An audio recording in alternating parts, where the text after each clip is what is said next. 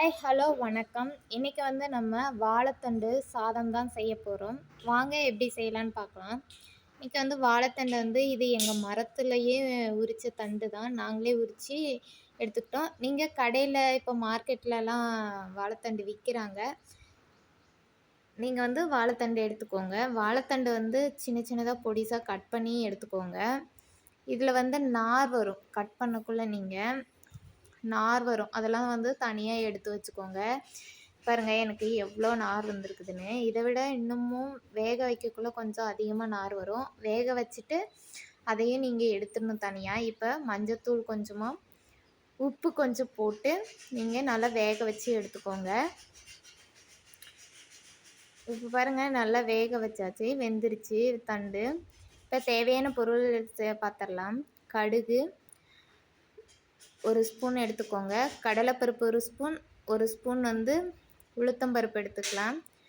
வரமிளகாய் ஒரு 4லேருந்து 5 காரத்துக்கு தகுந்த மாதிரி நீங்கள் எடுத்துக்கோங்க. கருவேப்பிலை, பெரிய வெங்காயம் 2 நான் கட் பண்ணி வச்சுருக்கேன், அதையும் எடுத்துக்கோங்க. தேங்காய் துருவி சேர்த்துக்கோங்க.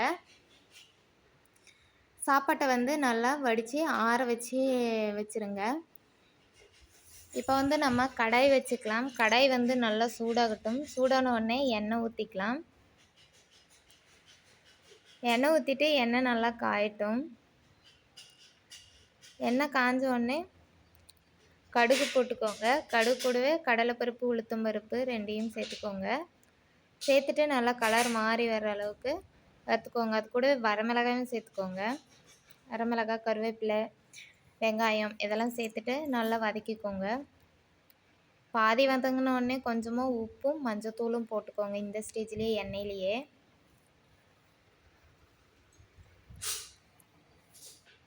இது இப்போ நல்லா வதங்கட்டும். வதங்கின உடனே இப்போ நம்ம வேக வச்சு வச்சுருந்தோம் இல்லையா வாழைத்தண்டு, அதையும் நம்ம இது கூட சேர்த்து நல்லா கிளறி விட்டுக்கோங்க.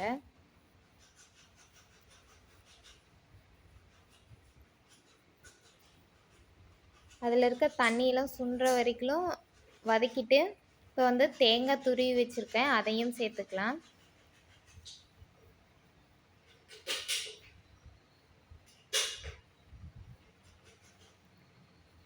இப்போ நல்லா இதை கலந்து விட்டுக்கோங்க. உப்பு நான் ஆல்ரெடி தண்டு கூடையும் போட்டு வேக வச்சுருக்கேன். உப்பு பார்த்துட்டு நீங்கள் சாப்பாடு கொட்டி கலக்கிறப்ப நீங்கள் உப்பு சேர்த்துக்கோங்க. இப்போ நம்ம ஆற வச்சுருந்த சாப்பாட்டையும் இது கூட சேர்த்து நல்லா கிளறிக்கலாம்.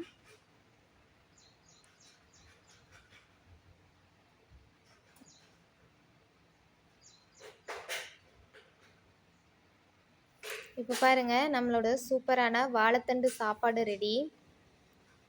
இது உண்மையாலுமே நாங்கள் ஃபஸ்ட் தடவை தான் ட்ரை பண்ணோம். உண்மையாலுமே டேஸ்ட் வேறு லெவலில் இருந்தது. நீங்களும் ஒரு தடவை ட்ரை பண்ணுங்கள், ரொம்பவே நல்லாயிருக்கும். என்ன ஒரு விஷயம் அப்படின்னா, வாழைத்தண்டு க்ளீன் பண்ணுறதுக்கு தான் கொஞ்சம் லேட் ஆகிடுச்சி. ஆனால் வாழைத்தண்டு க்ளீன் பண்ணிட்டா ஒரு 10லேருந்து 15 நிமிஷத்துக்குள்ளேயே நம்ம இந்த சாப்பாடு ரெடி பண்ணிடலாம். இப்போ பாருங்கள், நம்மளோட வாழைத்தண்டு சாப்பாடு ரெடி ஆகிடுச்சி. தேங்க்யூ ஃபார் வாட்சிங் வீடியோ.